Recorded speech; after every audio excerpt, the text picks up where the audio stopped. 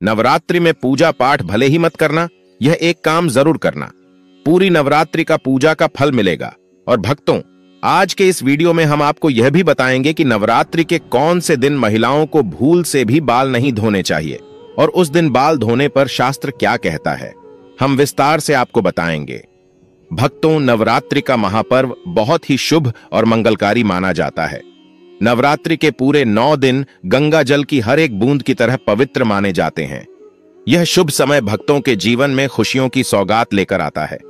भक्तों, आपको बता दें कि वर्ष 2025 में मां दुर्गा हाथी पर सवार होकर पधारेंगी। हाथी की सवारी को अत्यंत शुभ और समृद्धि देने वाला माना गया है। शास्त्रों में वर्णित है तथा मान्यताओं के अनुसार यदि शारदीय नवरात्रि पर माता दुर्गा का आगमन हाथी पर होता है तो इसका अर्थ है कि पृथ्वी पर सुख समृद्धि और अन्न धन की वृद्धि होगी। यह जीवन को सुखमय बनाता है और भक्तों को भक्ति का भरपूर लाभ प्राप्त होता है।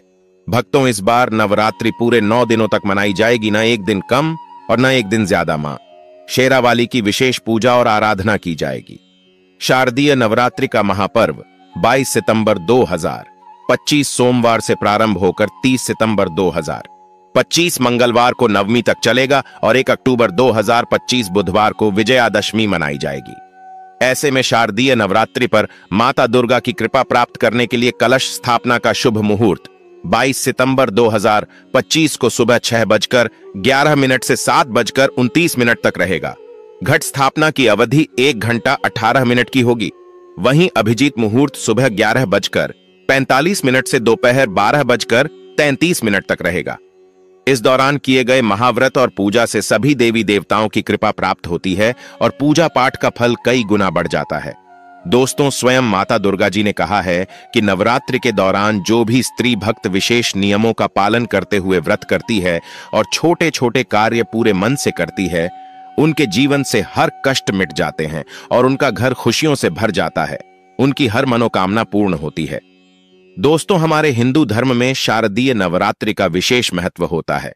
वैसे तो एक वर्ष में 4 नवरात्रि आती हैं और हर नवरात्रि में माता दुर्गा स्वर्ग से धरती पर प्रवास करती हैं, परंतु शारदीय नवरात्रि के दौरान माता दुर्गा हाथी पर सवार होकर पधारती हैं। यह वेदों में स्पष्ट रूप से लिखा हुआ है। जब भी माता रानी हाथी पर धरती पर आती हैं तो यह बहुत शुभ संकेत होता है और भक्तों के जीवन में खुशहाली लाता है। यही कारण है कि शारदीय नवरात्रि को सबसे ज्यादा फलदायी माना जाता है, क्योंकि इस दौरान माता रानी अत्यंत प्रसन्न मुद्रा में होती हैं और अपने दोनों हाथों से अपने भक्तों पर कृपा बरसाती हैं। शारदीय नवरात्रि में की गई पूजा साधना और व्रत कभी व्यर्थ नहीं जाते। अगर सच्चे मन से मां की सेवा की है तो आपकी मुराद वह अवश्य पूरी करेंगे। इस नवरात्रि पर आपके सारे दुख कष्टों को दूर करेंगे। जो भी उपाय आप करेंगे शीघ्र फल देंगे। दोस्तों, सच्चे हृदय से कमेंट बॉक्स में लिख देना, जय माता रानी। आज के वीडियो का जो विषय है वह बहुत ही ज्ञानवर्धक और सुंदर विषय है। नवरात्रों में चाहे कुछ भी कर लेना, लेकिन यह कार्य जरूर कर लेना, बिन पूजा के ही सारा फल मिल जाता है। आप चाहे कुछ करें या ना करें, लेकिन नवरात्रों में यह एक कार्य जरूर कर लेना। मैं माता रानी का सौगंध खाता हूं, माता लक्ष्मी खुद आपके घर चलकर आएंगी, आगे आपकी मर्जी। दोस्तों, नवरात्रि में बिना व्रत बिना पाठ कर आपको संपूर्ण नवरात्रि का फल मिल जाएगा। यह वीडियो ध्यान से देखना। अगर आपने व्रत नहीं रखा है, कोई बात नहीं, आपको परेशान नहीं होना है, क्योंकि कभी कभी हम काम के चलते या कोई ऑफिस वर्क होता है या कभी कभी हमें ऐसे कई सारे कामों में फंस जाते हैं जिस कारण हम माता रानी को नवरात्रों में टाइम नहीं दे पाते। तो आपको परेशान नहीं होना है। अगर आपने व्रत नहीं रखा है, कोई बात नहीं, पूजा नहीं कर रहे हैं नवरात्रि में, कोई बात नहीं दोस्तों, बस एक काम आपको कर लेना है। नवरात्रि में जितने भी लोग पूजा पाठ करते हैं उससे भी आपको अधिक बढ़कर के फल प्राप्त होगा। तो यह वीडियो ध्यान से देखना। आज की जो मैं वीडियो बताऊंगा बहुत ही सुंदर है, ज्ञानवर्धक जानकारी है। इस प्रकार की जानकारी आप लाखों रुपए खर्च करेंगे, फिर भी कोई नहीं बताने वाला। हमारे चैनल का मकसद है जनहित एवं जन कल्याण करना, इसलिए आप लोगों को इस प्रकार की अच्छी अच्छी जानकारी सिखाते हैं। तो आइए इस वीडियो में जानते हैं नवरात्रि में ऐसा कौन सा कार्य करने से बिना व्रत बिना पूजा या फिर बिना कन्या भोजन के सारे फल की प्राप्ति हो जाती है। मैं प्रामाणिक जानकारी बताऊंगा।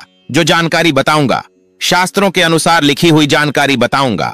और अगर आप भी माता रानी के सच्चे भक्त हैं, माता रानी को मानते हैं, माता रानी के प्रति आपकी आस्था है, माता रानी के प्रति आपका विश्वास है, तो आप कमेंट बॉक्स में जय माता दी जरूर लिखना। इस वीडियो को लाइक करके चैनल को सब्सक्राइब जरूर करना और हां, कमेंट बॉक्स में अपनी राशि भी डाल देना। यदि आपकी राशि के अनुसार आपके लिए कोई उपाय होगा तो वह हम आकर कमेंट बॉक्स में रिप्लाई करके बता देंगे। तो चलिए शुरू करते हैं आज के इस ज्ञानवर्धक वीडियो को। शास्त्रों में नवरात्रि के दौरान देवी दुर्गा को प्रसन्न करने के लिए कुछ विशेष उपाय बताए गए हैं। इन उपायों को करके आप मां दुर्गा का आशीर्वाद प्राप्त कर सकते हैं। नवरात्रि पर अगर कुछ शुभकारक चीजों को आप घर में ले आते हैं तो अनेक प्रकार के लाभ आप इनसे पा सकते हैं। आपकी धन की समस्या हो, नौकरी कारोबार की समस्या हो, घर के क्लेश दूर करने हो, बच्चों की पढ़ाई लिखाई की समस्या हो, हर समस्या का समाधान पा सकते हैं। अलग अलग कामनाओं की पूर्ति के लिए अलग अलग चीजें बताई गई हैं, तो वीडियो को आखिर तक जरूर देखें और कमेंट बॉक्स में जय माता दी जरूर लिखें। दोस्तों, सनातन धर्म में तुलसी के पौधे का काफी महत्व बताया गया है। भगवान कृष्ण, श्री हरि विष्णु जी, मां लक्ष्मी, इनके भोग में तुलसी के पत्ते को डालना अनिवार्य बताया गया है।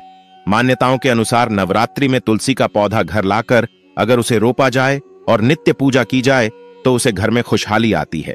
इसी तरह शंख पुष्पी को भी शास्त्रों में शुभकारी पौधा बताया गया है।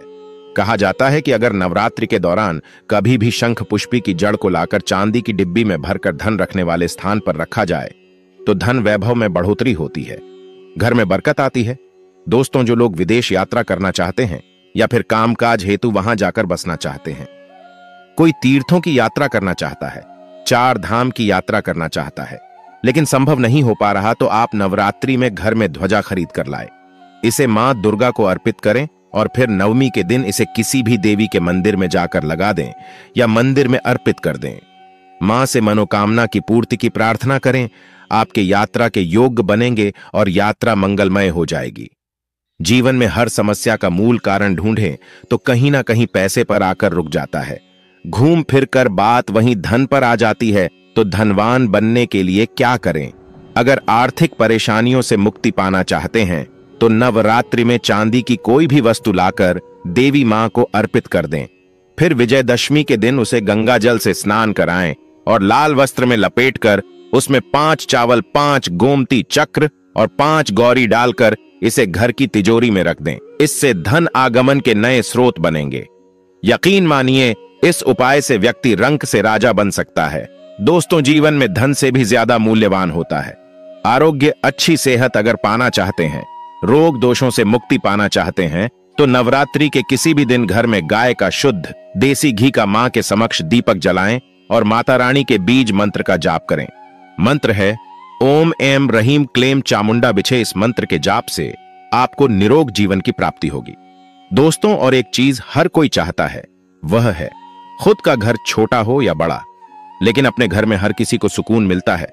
तो अगर आप खुद का घर बनाना चाहते हैं तो छोटा सा घर खरीद कर लाए। मिट्टी का छोटा सा घर आप खुद भी बना सकते हैं। इसे आपको मां दुर्गा को अर्पित करना है। नवरात्र समाप्त होते होते आप कामयाबी की राह पर चलते नजर आएंगे। जल्द ही आप अपने घर के मालिक बन जाएंगे। निश्चित आपकी मनोकामना की पूर्ति होगी। दोस्तों, नौकरी में पदोन्नति या वेतन वृद्धि चाहते हो तो नवरात्रि में 3 नारियल घर में लाएं और नवमी के दिन इसे मंदिर में ले जाकर मनोकामना को बोलते हुए मां दुर्गा को चढ़ा करके आए। मां दुर्गा आपकी मनोकामना पूर्ण करेंगी।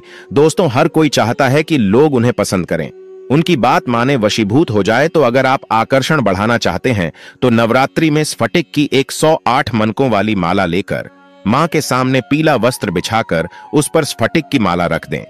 उस पर केसर और इत्र छिड़क कर माला का पूजन करें। माला को धूप दीप दिखाकर ओम रैंप वाकवादिनी भगवती कार्य सिद्धि कुरु कुरु स्वाहा इस मंत्र का 21 बार जाप करें।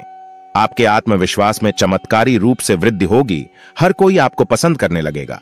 दोस्तों, अपार धन संपदा पाना चाहते हैं तो नवरात्रि के दिनों में 9 किन्नरों के पास से आप 1-1 रुपए का सिक्का ले लें। फिर इन्हें गंगा जल से स्नान कराकर अपनी तिजोरी या पर्स में रखें। आपके घर में पैसों की कभी कमी नहीं होगी। जरूरत है, बढ़ती जाएंगी। वैसे धन आगमन भी बढ़ता जाएगा। दोस्तों, नवरात्रि में मौली धागा खरीद कर घर ले आए। फिर मनोकामनाओं को बोलते हुए दुर्गा का अध्ययन करते हुए इसमें 9 गांठें लगाएं। फिर इसे मां दुर्गा को अर्पित कर दें।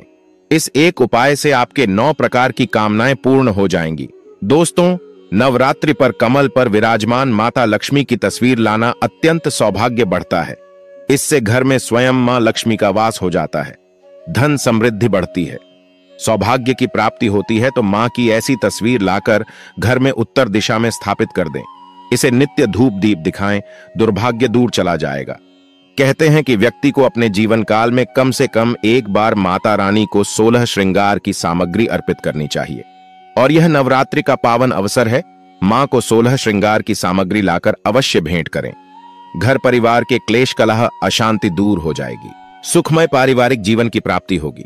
कितने भी बड़े झगड़े घर परिवार में हो, कोर्ट कचहरी तक चाहे पहुंच गए हो, बिखरने की राह पर हो, तो यह उपाय जरूर करें। नवरात्रि में घर में चांदी के सिक्के लाना अत्यंत शुभकारी माना जाता है। नवरात्रि में कृष्ण भगवान और मां सरस्वती को प्रिय कहा जाने वाला मोर पंख अगर आप घर में लाकर रखते हैं तो घर के बच्चों की विद्या अध्ययन में रुचि बढ़ती है, एकाग्रता बढ़ती है, चंचल स्वभाव में ठहराव आता है। मोरपंख घर से नकारात्मक ऊर्जा को दूर करने का काम करता है, वास्तु दोष को ठीक करता है। दोस्तों, शास्त्रों में केले के पेड़ को कल्याणकारी माना जाता है। सीधे विष्णु जी और मां लक्ष्मी से इसका संबंध है। नवरात्रि के समय केले का पौधा लाकर अपने घर परिसर में लगाते हैं और नित्य पूजन करके जल चढ़ाते हैं तो आपको धनवान बनने से कोई नहीं रोक पाएगा। दोस्तों, वास्तु के अनुसार भी कुछ ऐसी चीजें बताई गई हैं जिन्हें घर में रखने से खुशहाली आती है। ऐसी वस्तुओं को नवरात्रि के पावन समय पर घर में लाकर रखते हैं तो दुगने शुभ फलों की प्राप्ति होती है। दोस्तों, चांदी का कछुआ घर में लाकर के स्थापित करने से घर में सुख शांति और संपन्नता आती है। दोस्तों, नवरात्रि में चांदी का कमल लाकर घर में रखते हैं, मां के साथ इसका पूजन करते हैं और विजयादशमी के दिन इसे तिजोरी में रखते हैं तो कमल की जितनी पंखुड़ियां होती हैं उतने धन आगमन के रास्ते बन जाते हैं। अगर अष्टदल कमल होगा तो 8 मार्गों से आपके घर में धन आएगा। दोस्तों, शत्रु विरोधियों से त्रस्त व्यक्ति नवरात्रि पर घर में त्रिशूल ले आकर स्थापित करें, शत्रु शांत हो जाएंगे। नवरात्रि में माता रानी को चरण पादुका जरूर भेंट करें, इससे व्यक्ति धनवान गुणवान बनता है, उसे अनेक सिद्धियां प्राप्त होती हैं। अब एक खास उपाय, नवरात्रि में सप्तमी के दिन आप लाल गुड़हल के फूल लेकर आए 21 फूलों की माला बनाकर मनोकामना को बोलते हुए मां काली को चढ़ा दें। आपकी मनोकामना 100% पूरी होगी। बिल्कुल आजमाया हुआ सटीक प्रभावशाली उपाय है। दोस्तों, इनमें से कोई भी उपाय पूरे श्रद्धा भाव से करें, जीवन की हर परेशानी से आप छुटकारा पा सकते हैं। अपना भाग्य चमकाने के लिए, किस्मत के दरवाजे खोलने के लिए नवरात्रि में यह उपाय अवश्य करें। दोस्तों, आज के इस वीडियो में हम आपको नवरात्रि व्रत के नियम बताएंगे।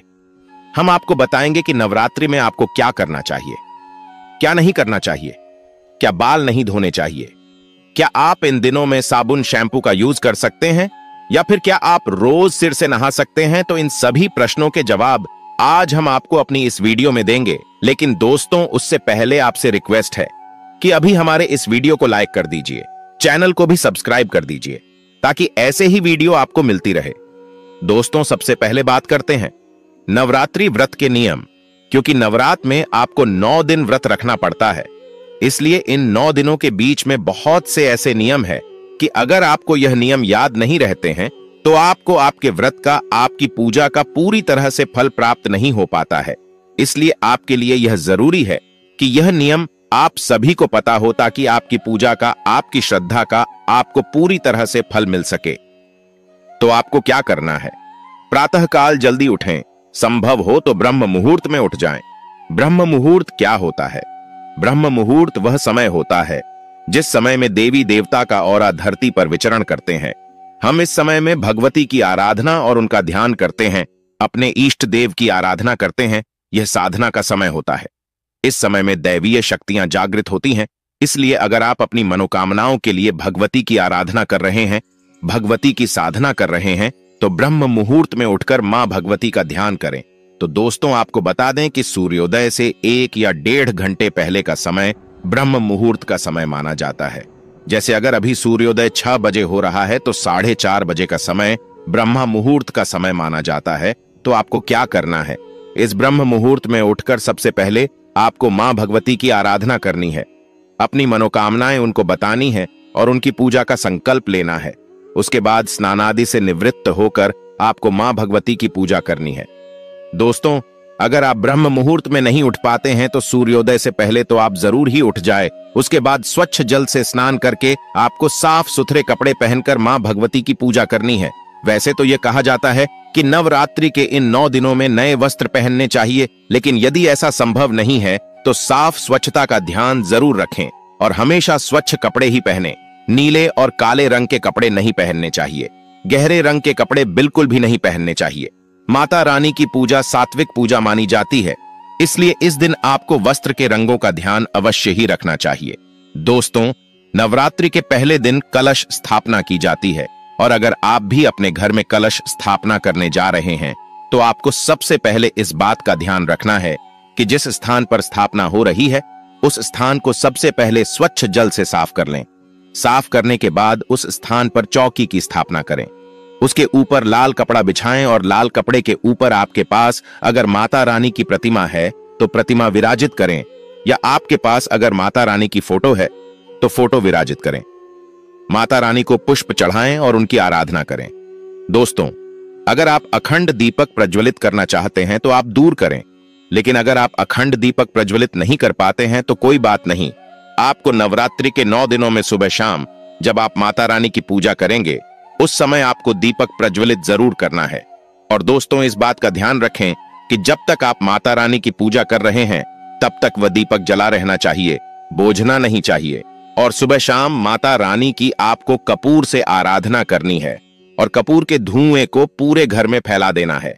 यह घर की सारी नकारात्मकता दूर कर देगा और घर को सकारात्मक ऊर्जा से भर देगा। साथ साथ आप माता रानी से क्षमा याचना भी करते रहिए, क्योंकि हो सकता है कि जाने अनजाने में आपसे व्रत रखने में कोई गलतियां हो गई हो या पूजा में कोई गलतियां हो गई हो, तो आपको यह कार्य भी जरूर करना है। दोस्तों, इस बात का ध्यान रखिए कि अगर आप मां दुर्गा का आह्वान कर रहे हैं, व्रत कर रहे हैं, कलश की स्थापना कर रहे हैं, मां दुर्गा की पूजा कर रहे हैं, तो घर में क्लेश बिल्कुल भी नहीं होना चाहिए। वाद विवाद की स्थिति नहीं होनी चाहिए।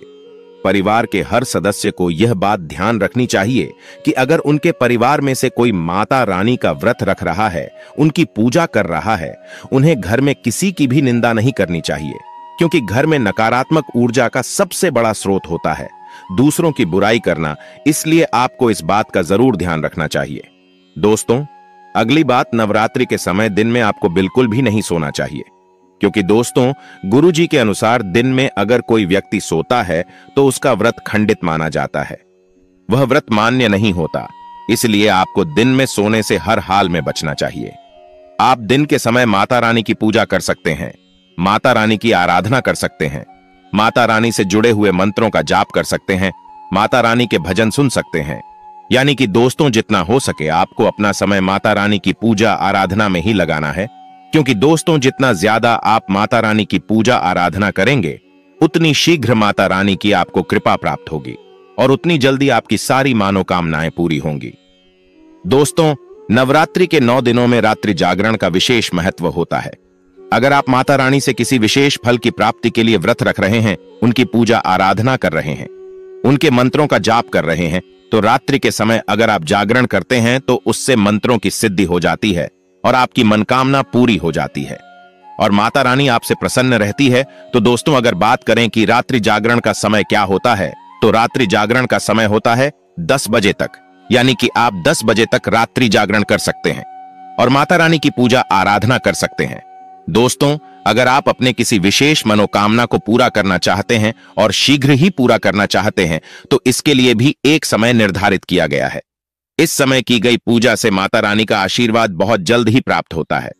तो अगर आप बहुत जल्दी, बहुत शीघ्र माता रानी का आशीर्वाद प्राप्त करना चाहते हैं, तो आपको माता रानी की पूजा रात्रि 7 बजे से 11 बजे के बीच करनी चाहिए। इस समय की गई पूजा से बहुत जल्दी आपकी मनोकामनाएं पूरी हो जाती हैं। तो चलिए बात करते हैं कि क्या नवरात्रि में बाल धोने चाहिए, क्या नवरात्रि में बालों में शैम्पू करना चाहिए, साबुन लगाना चाहिए या नवरात्रि में तेल लगाना चाहिए। दोस्तों, नवरात्रि में बहुत से लोग बहुत सी वस्तुओं का त्याग करते हैं। यह सब व्यक्ति की अपने अपने साहब पर निर्भर करता है। बहुत से लोगों को आपने देखा होगा कि वे पूरे नवरात्रि में चप्पल भी नहीं पहनते हैं, फिर पूरे नवरात्र नंगे पैर रहते हैं। कुछ लोगों को आपने देखा होगा कि वे नवरात्रि में तामसिक वस्तुओं का त्याग कर देते हैं, यानी कि प्याज, लहसुन, मांस, मदिरा आदि का सेवन बिल्कुल भी नहीं करते हैं। ऐसे ही बहुत लोग ऐसे भी होते हैं कि नवरात्रि में साबुन, शैम्पू, तेल आदि सभी का त्याग कर देते हैं। लेकिन दोस्तों, यह बिल्कुल भी जरूरी नहीं है कि आप भी साबुन, तेल, शैम्पू आदि का त्याग कर दें। क्योंकि अगर आप नवरात्रि में बाल धोना चाहते हैं, शैम्पू लगाना चाहते हैं, तो यह आप बिल्कुल कर सकते हैं। यह आपके ऊपर निर्भर करता है कि आप इसका त्याग करना चाहते हैं या नहीं। दोस्तों, माता रानी भक्तों के द्वारा की गई त्याग से खुश होती है। माता रानी को खुश करने के लिए आपको सच्चे मन से आराधना करनी पड़ती है। यह बस भक्तों के ऊपर निर्भर करता है कि वे किन किन चीजों का त्याग कर सकते हैं। लेकिन दोस्तों, हम आपको बता दें कि अगर आप साबुन, शैम्पू, तेल आदि का उपयोग करते हैं तो आपको यह ध्यान रखना चाहिए कि इन सब में अंडा मिला हुआ बिल्कुल भी नहीं होना चाहिए। आप सभी हर्बल वस्तुओं का उपयोग करें। तेल में आप सरसों के तेल का त्याग कर दें। आप नारियल के तेल का उपयोग कर सकते हैं, बादाम के तेल का उपयोग कर सकते हैं। और दोस्तों, कहीं भी अगर आपसे कहा जाए कि आपको तेल का उपयोग नहीं करना है, साबुन का उपयोग नहीं करना है, तो यह बात बिल्कुल सत्य नहीं है। आप निर्भय होकर इन सभी का उपयोग कर सकते हैं। दूसरी बात की, क्या नवरात्रि के सभी दिन हम सर से नहा सकते हैं? जी हां दोस्तों, यह काम भी आप बिल्कुल कर सकते हैं। आप नवरात्रि के 9 दिनों में सिर से लेकर भी आप नहा सकते हैं। बस आपको इस बात का ध्यान रखना है कि बृहस्पतिवार के दिन आपको सिर से नहीं नहाना है। तो दोस्तों, आज के इस वीडियो में हमने आपको बताया कि नवरात्रि के दिन क्या करना चाहिए, क्या नहीं करना चाहिए, बाल धोने चाहिए या नहीं धोने चाहिए, शैम्पू, साबुन, तेल आदि वस्तुओं का इस्तेमाल करना चाहिए या नहीं, या सर से नहा सकते हैं। अगर आपको आज की वीडियो पसंद आई हो तो लाइक कर दीजिए, चैनल को सब्सक्राइब करके बेल आइकन और कर दीजिए। तो अब हम मिलेंगे आपसे अगली वीडियो में। स्वस्थ सुरक्षित रहे। धन्यवाद।